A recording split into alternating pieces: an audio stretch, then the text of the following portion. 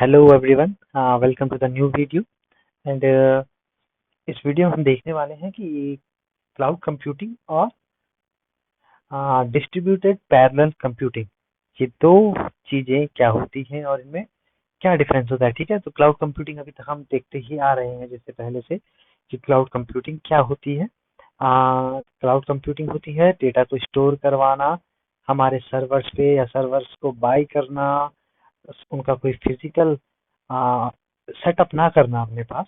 ठीक है, instead of setup the things we can directly put the things on the servers.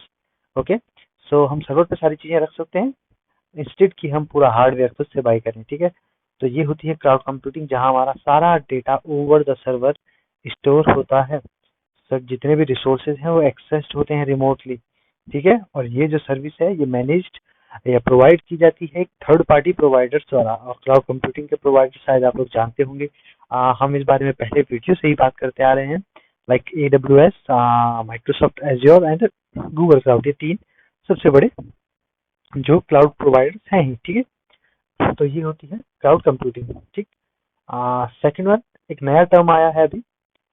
ठीक है, तो एक नया टर्म आया है जिसको कहते हैं हम distributed parallel computing.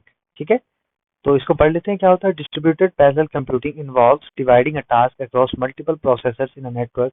Each processors work on a part of the task and result combined to complete the job. ठीक है, तो डिस्ट्रीब्यूटेड पैरेलल कंप्यूटिंग क्या होती है, ये इन्वॉल्व करती है एक किसी भी बड़े टास्क को डिवाइड करती है छोटे छोटे पार्ट्स में। ठीक है, जो हमारे पास आजकल के टाइम पे प्रोसेसर की बात जैसे हम कल कर रहे थे, तो ऑक्टा कोर प्रोसेसर जैसे भी चल रहा है।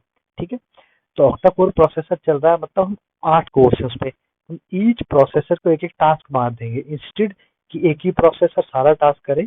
हम उस टास्क को तोड़ के 8 टुकड़ों में, 8 और उसके 8 कोर्स में बांट सकते हैं। ठीक है, तो सारे कोर्स में बांटेंगे जब हम, तो क्या होगा हमारा जो भी एग्जीक्यूशन होगा, जो भी प्रोग्राम होगा, जो भी चीजें हम करना चाहते हैं वो थोड़ा फास्ट हो जाएंगी। ठीक है, और लास्ट में एंड में क्या करेंगे, उस रिजल्ट को कंबाइन करके अपनी जॉब को कंप्लीट करेंगे। ठीक है, तो ये होता है की डिफरेंस।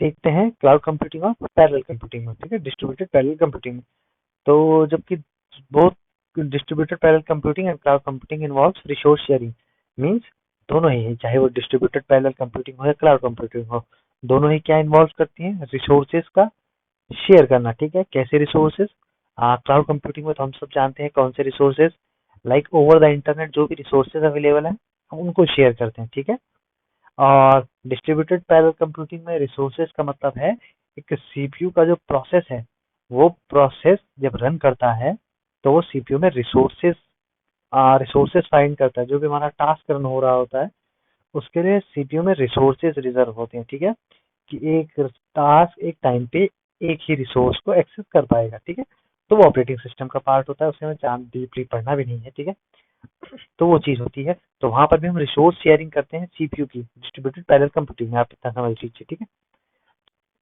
ठीक है, तो ये क्या कह रहा है, cloud computing is more service oriented while distributed parallel computing is often used in specialized high performance environment। ठीक है, तो क्लाउड कंप्यूटिंग कहाँ यूज होता है, जहाँ पे हमें सर्विसेज देनी होती है, किसी को सर्विस प्रोवाइड करनी होती है, तो वहाँ पे सर्विस ओरिएंटेड है एक तरीके से क्लाउड कंप्यूटिंग। जबकि डिस्ट्रीब्यूटेड पैरेलल कंप्यूटिंग क्या है, एक specialised high performance environment provide करता है किसी को भी, किसी भी बिजनेस को। ठीक है, तो ये डिफरेंस है क्लाउड कंप्यूटिंग और डिस्ट्रीब्यूटेड पैरेलल कंप्यूटिंग के बीच। ठीक है, तो ये भी एक छोटा सा टॉपिक था, फिलहाल ये भी कंप्लीट हो चुका है। ठीक है, थैंक यू।